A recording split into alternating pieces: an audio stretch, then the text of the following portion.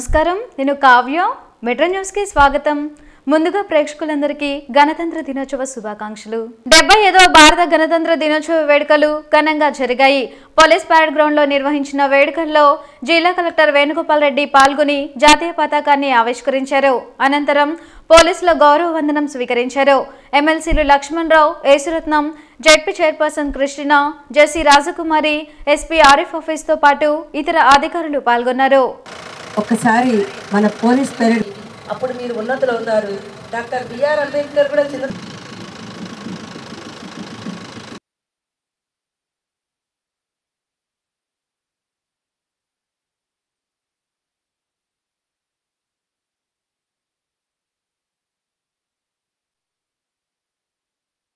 వస్తున్నాయి. మన ప్రగతి సొంత స్థలం కలిగిన వారికి ప్రధానమంత్రి ఆవాస్ యోజన పట్టణ వైఎస్ఆర్ పోలీస్ పరేడ్ గ్రౌండ్ లో జాతీయ జెండాను ఆవిష్కరించిన అనంతరం కలెక్టర్ వేణుగోపాల్ రెడ్డి జిల్లా ప్రజలను ఉద్దేశించి ప్రసంగించారు. దేశ స్వాతంత్ర్యం కోసం కృషి చేసిన జాతిపిత మహాత్మా గాంధీజీకి, అమరవీరులకు జోహార్లు అర్పించారు. గాంధీజీ కలలు కన్నా గ్రామ స్వరాజ్యంలో భాగంగా ముఖ్యమంత్రి వైఎస్ జగన్మోహన్ రెడ్డి ఆధ్వర్యంలో ఏర్పాటు చేసిన గ్రామ, వార్డు సచివాలయాలలో 543 సేవలు ఒకచోటే అందిస్తున్నట్లు చెప్పారు. జిల్లా సమగ్ర అభివృద్ధికి సహకరిస్తున్న ప్రతి ఒక్కరికి ఆయన కృతజ్ఞతలు తెలిపారు. దేశ స్వాతంత్ర్యం కోసం ఎనలేని త్యాగాలు చేసిన జాతిపిత మహాత్మా గాంధీ మరియు అమరవీరులైన ఎందరో మహనీయులకు ఈ సందర్భంగా నా జోహార్లు. మన జిల్లాకు చెందిన ఎందరో స్వాతంత్ర సమరయోధులు స్వాతంత్ర ఉద్యమంలో పాల్గొని ఎన్నో త్యాగాలు చేసి ఎన్నో ఎనలేని సేవలు చేశారు. వారికి ఈ సందర్భంగా నివాళులు అర్పిస్తున్నాను. ఎందరో మహనీయులు, మేధావుల కృషి వల్ల భారత రాజ్యాంగం రూపొందించబడి 1950 జనవరి 26వ తేదీ నుండి అమల్లోకి వచ్చింది. ఈ శుభదినమున మన దేశం ప్రజాస్వామ్య, లౌకిక, సామ్యవాద, సర్వసత్తాక గణతంత్ర రాజ్యాంగంగా ఏర్పడింది. భారత జాతిపిత మహాత్మా గాంధీ కలలుగన్న గ్రామ స్వరాజ్యంలో భాగంగా గౌరవ ముఖ్యమంత్రి వర్యులు శ్రీ వైఎస్ జగన్మోహన్ రెడ్డి గారు వినూత్నంగా ప్రవేశపెట్టిన గ్రామ, వార్డు సచివాలయ వ్యవస్థలో భాగంగా జిల్లాలో 262 గ్రామ సచివాలయాలు, 306 వార్డు సచివాలయాలు ఏర్పాటు చేసి 543 సేవలు ఒకే చోట లభించే విధంగా చర్యలు తీసుకొనబడాయి. గ్రామ మరియు వార్డు సచివాలయాలు జిల్లాలోని 568 సచివాలయాల పరిధిలో 5683 మంది సిబ్బంది మరియు 11087 మంది వాలంటీర్ల ద్వారా ఇప్పటి వరకు సుమారు 21,23,923 సర్వీసులు లబ్ధిదారుల ఇళ్ల వద్దకే చేరవేయడం జరిగింది. అభివృద్ధి పథకాల అమల్లో సహకరిస్తున్న జిల్లాలోని అధికార యంత్రాంగానికి, సేవా సంస్థల ప్రతినిధులకు నా ప్రత్యేక కృతజ్ఞతలు.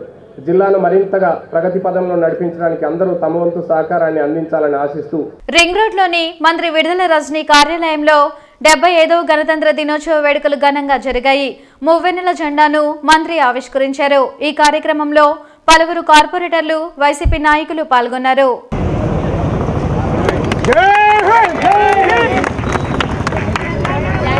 అధినాయక జయ హే భారత భాగ్య విధాత, ఇంద్ర హిమాచల యమునా గంగా ఉజ్జల జలధి తరంగా, జగగణ మంగళదాయక జయ హే భారత భాగ్య విధాత. బృందావన్ గార్డెన్స్ లోని వైఎస్ఆర్ కాంగ్రెస్ పార్టీ కార్యాలయంలో గణతంత్ర దినోత్సవ వేడుకలు ఘనంగా జరిగాయి. జాతీయ పతాకాన్ని పార్టీ జిల్లా అధ్యక్షుడు డొక్కా మాణిక్యవర ప్రసాద్ ఆవిష్కరించారు. డిప్యూటీ మేయర్ డైమండ్ బాబుతో పాటు ఇతర నాయకులు ఈ కార్యక్రమంలో పాల్గొన్నారు. రాష్ట్రంలో సీఎం జగన్ చేపడుతున్న అనేక సంక్షేమ కార్యక్రమాలు దేశానికి ఆదర్శంగా నిలుస్తున్నాయని డొక్కా తెలిపారు.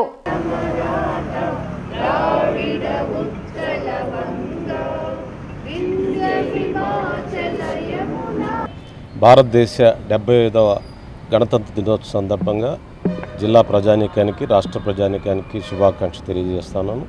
75 సంవత్సరాల అయిన సందర్భంగా, మన రిపబ్లిక్ డే సందర్భంగా ఈ దేశం సాధించిన ప్రగతి, ఈ రాష్ట్రం సాధించిన ప్రగతిని ఈరోజు ప్రజల ముందు, దేశం ముందు, ప్రపంచం ముందు మనం చెప్పుకుంటా ఉన్నాం. అదే సందర్భంలో సాధించాల్సిన లక్ష్యాలు కూడా మనకు చాలా ఉన్నాయి. ఇంకా పేదరిక నిర్మూలన, మహిళల సాధికారత, దళితుల సాధికారత ఇవన్నీ సాధించాల్సిన అవసరం ఉంది. ఈ అన్ని లక్ష్యాలు సాధించే విధంగా మనం ఈరోజు కార్యదీక్ష పూనాల్సిన అవసరం ఎంతైనా ఉందని చెప్పి ఈ సందర్భంగా గుర్తు చేస్తా ఉన్నాం. ఆ లక్ష్యాల సాధనలో భాగంగా ఈరోజు మన ముఖ్యమంత్రి జగన్మోహన్ రెడ్డి గారు విద్యకి ఇస్తున్న ప్రాధాన్యత ప్రపంచంలోనికి ఒక ఆదర్శంగా ఉంది. భారతదేశం మిగతా రాష్ట్రాలు కూడా విద్య ప్రాధాన్యత ఇస్తే అన్ని సమస్యలు పరిష్కారం అవుతాయి. ఎన్టీఆర్ స్టేడియంలో 75వ రిపబ్లిక్ డే వేడుకలు జరిగాయి. కమిషనర్ కీర్తి జాతీయ జెండాను ఎగురవేశారు. మేయర్ కావటి మనోహర్ నాయుడుతో పాటు ఇతర అధికారులు పాల్గొన్నారు.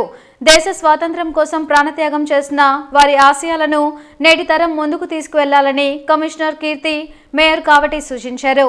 ప్రపంచ దేశాలకు దీటుగా భారత రాజ్యాంగాన్ని డాక్టర్ బిఆర్ అంబేద్కర్ లిఖించారన్నారు. అంబేద్కర్ ఆలోచనలకు అనుగుణంగా రాష్ట్రంలో సీఎం జగన్ పాలన అందిస్తున్నారని కావటి తెలిపారు.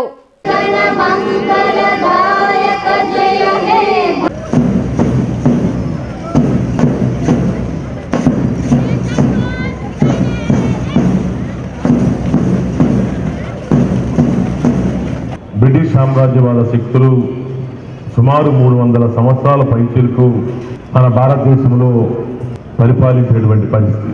మన భారతదేశంలో ఉన్నటువంటి భాషలు, వర్గాలు, మతాలకు తగ్గట్టుగా, ప్రాంతాలకు తగ్గట్టుగా మనమందరం కూడా మన రాజ్యాంగాన్ని రచించుకోవాలనేటువంటి ఉద్దేశంతో నాడు రాజ్యాంగ రచన ముసైదా కమిటీ అని ఒక కమిటీ ఏర్పాటు చేసి దానికి అధ్యక్షుడిగా బాబు రాజేంద్ర ప్రసాద్ గారిని, చైర్మన్గా డాక్టర్ బిఆర్ అంబేద్కర్ గారిని ఆ రోజు పెద్దలందరూ కూడా నియమించడం కూడా జరిగింది. మరి వీరిరువురు కలిసి ఆ రోజు ప్రపంచ దేశాలన్నీ కూడా తిరిగి ఏ దేశంలో ఏ విధంగా చట్టాలు అమలుపరుస్తా ఉన్నారు, మన భారతదేశంలో ఉన్నటువంటి అన్ని భాషలు, అన్ని ప్రాంతాలు, అందరి ప్రజల యొక్క మనస్తత్వాలకు తగ్గట్టుగా ఆ రోజు రాజ్యాంగాన్ని రూపకల్పన చేసినటువంటి పరిస్థితి అని చెప్పేసి కూడా నేను చెప్తా ఉన్నాను. కాంగ్రెస్ పార్టీ ఫ్లెక్సీలను మున్సిపల్ కార్పొరేషన్ అధికారులు తొలగించడాన్ని వ్యతిరేకిస్తూ కాంగ్రెస్ నాయకులు ఆందోళన నిర్వహించారు. పిసిసి అధ్యక్షురాలు షర్మిల యాత్రకు స్వాగతం పలుకుతూ నగరంలో ఫ్లెక్సీలను కాంగ్రెస్ శ్రేణులు ఏర్పాటు చేశారు. ఈ ఫ్లెక్సీలను మున్సిపల్ అధికారులు తొలగించారు. అధికార పార్టీకి అధికారులు తొత్తులుగా మారి కాంగ్రెస్ ఫ్లెక్సీలను తొలగించారని కాంగ్రెస్ వర్కింగ్ ప్రెసిడెంట్ మస్తాన్ వలి ఆరోపించారు.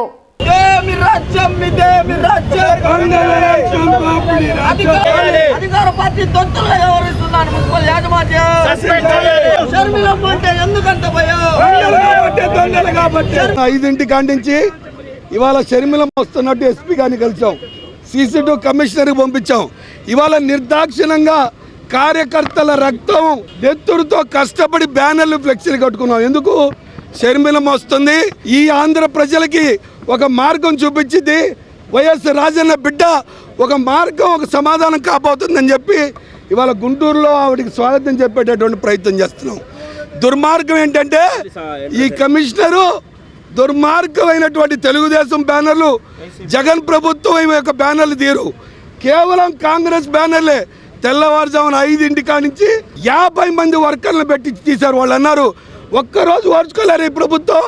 ఇంత దుర్మార్గమా? 10 సంవత్సరాలు అధికారం లేకపోయినా ప్రజల పక్షాన పోరాడుతుంది కాంగ్రెస్ కాదా? ఇవాళ షర్మిలమ్మ రాగానే కాంగ్రెస్ బ్యానర్లు తీసేస్తా ఉన్నారా? కమిషనర్ గారు వచ్చి సమాధానం చెప్పాలి. వెలగపూడి అసెంబ్లీలో 75వ గణతంత్ర దినోత్సవ వేడుకలు ఘనంగా జరిగాయి. జాతీయ జెండాను శాసనసభ స్పీకర్ తమ్మినేని సీతారాం ఆవిష్కరించారు. ఈ సందర్భంగా జాతిపిత మహాత్మా గాంధీకి ఘన నివాళులర్పించారు. దేశం అన్ని రంగాల్లో అభివృద్ధి చెందుతుందని, అన్ని వర్గాలకు సంక్షేమ ఫలాలు అందేలా చూడాల్సిన బాధ్యత ప్రభుత్వాలపై ఉందన్నారు స్పీకర్ తమ్మినేని సీతారాం.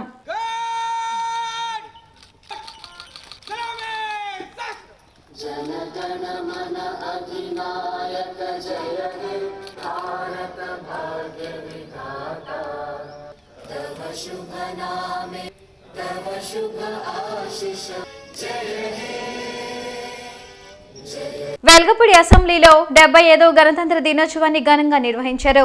శాసనమండలి చైర్మన్ మోషన్ రాజు త్రివర్ణ పతాకాన్ని ఎగురవేశారు. మహాత్మా గాంధీకి పుష్పాంజలి ఘటించారు. దేశంలోని ప్రతి పౌరుడికి సమాన హక్కులు కల్పించిన రాజ్యాంగ నిర్మాత డాక్టర్ బిఆర్ అంబేద్కర్ ఆశయాలను కొనసాగించాలన్నారు మోషన్ రాజు.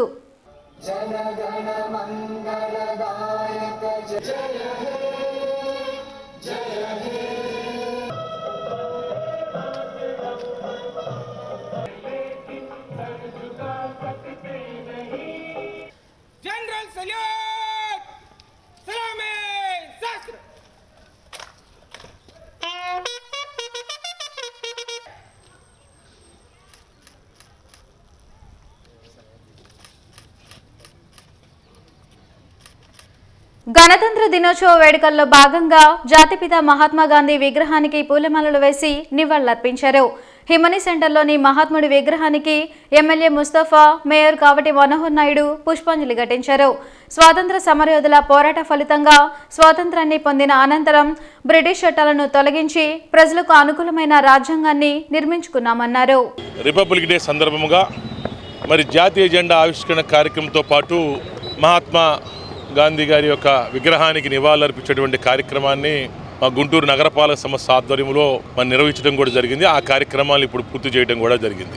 49వ సంవత్సరం జనవరి 26వ తేదీన రాజ్యాంగాన్ని రాజ్యసభలో ప్రవేశపెడితే ఆ రాజ్యాంగం ఆమోదం పొందితే ఆ రాజ్యాంగం ఆమోద దినోత్సవమే ఈ రిపబ్లిక్ డే అని కూడా చెబుతూ నేటి వరకు ఆ రాజ్యాంగాన్ని 100% ఇంప్లిమెంట్ చేసినటువంటి ఏకైక వ్యక్తి జగన్మోహన్ రెడ్డి గారు అని చెప్పేసి కూడా మేము చెబుతా ఉన్నాం.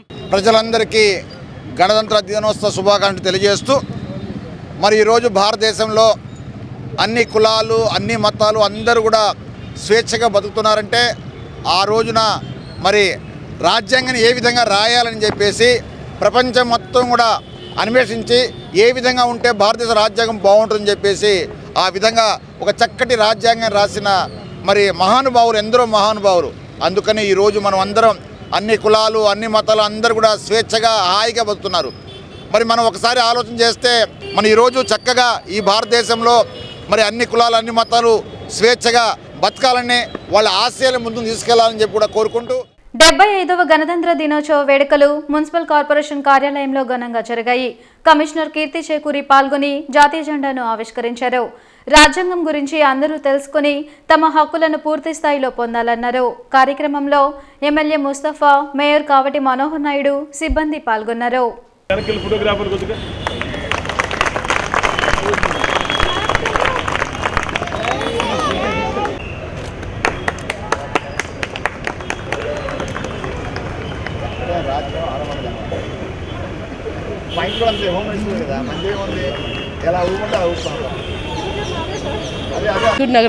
నగరవాసులందరికీ కూడా గుంటూరు నగరపాలక సంస్థ తరపున 75వ గణతంత్ర దినోత్సవ శుభాకాంక్షలు తెలియజేస్తూ ఈరోజు మన భారత రాజ్యాంగం గురించి అందరూ కూడా తెలుసుకోవాలని, వీలుంటే చదివి మనకు వచ్చిన హక్కులు మన బాధ్యతలన్నీ తెలుసుకోవాలని గుంటూరు ప్రజలందరికీ ఆశిస్తూ మరి ఒకసారి శుభాకాంక్షలు తెలియజేస్తున్నాం. అరండల్పేటలోని జిల్లా తెలుగుదేశం పార్టీ కార్యాలయంలో గణతంత్ర దినోత్సవ వేడుకలు ఘనంగా జరిగాయి.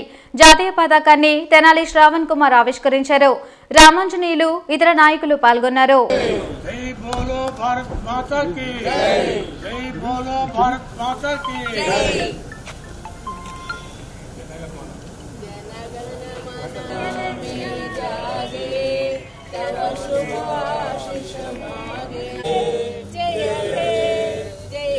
గణతంత్ర దినోత్సవ వేడుకల్లో వివిధ శాఖల ఆధ్వర్యంలో ఏర్పాటు చేసిన శకటాలు ప్రేక్షకులను ఆకట్టుకున్నాయి.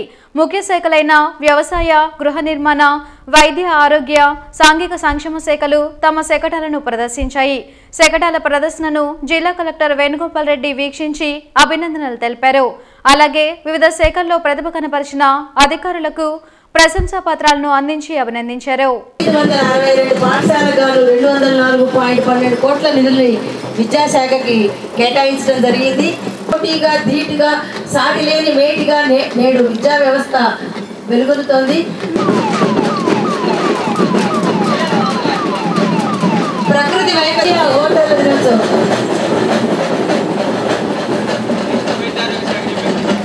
తదుపరి జిల్లా వైద్య మరియు జాతీయ ఓటర్ల సెక్రటరీ మన 25 లక్షలకు పెంచారు ఒక్కసారి. అంటే 5 లక్షల నుంచి 25 లక్షలకు ఆరోగ్యశ్రీని పెంచారు. 104, 108 నుంచి ప్రవేశ పత్రాలు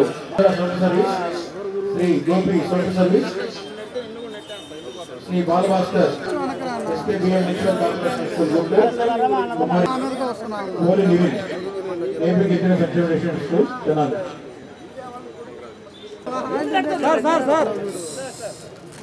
మంగళగిరిలోని జనసేన పార్టీ కేంద్ర కార్యాలయంలో 75వ గణతంత్ర దినోత్సవ వేడుకలు జరిగాయి. జాతీయ జెండాను జనసేన అధినేత పవన్ కళ్యాణ్ ఆవిష్కరించారు.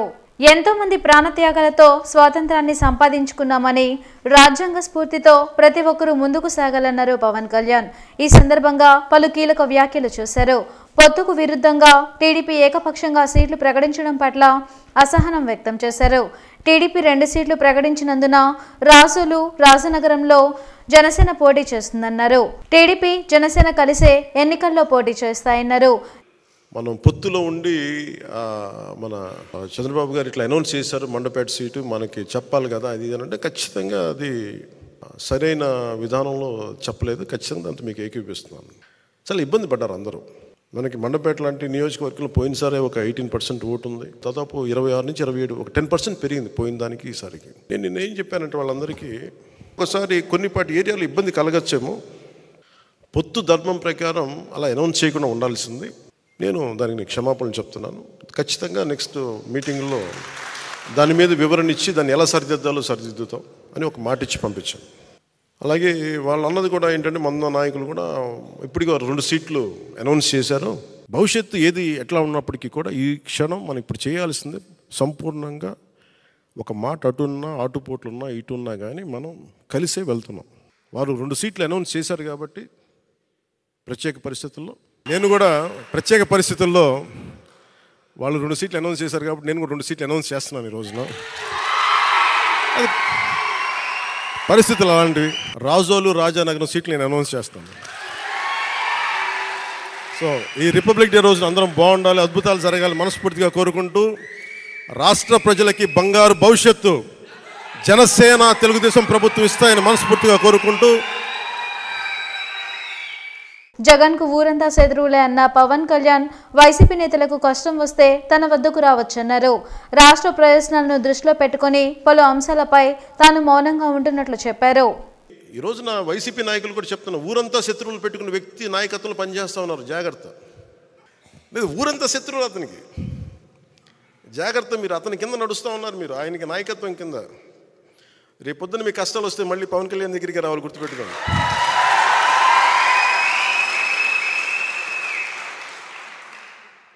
మనస్ఫూర్తిగా మేము అందరినీ ఏదో ఒకలా మేము చూసుకుంటాం బాగా,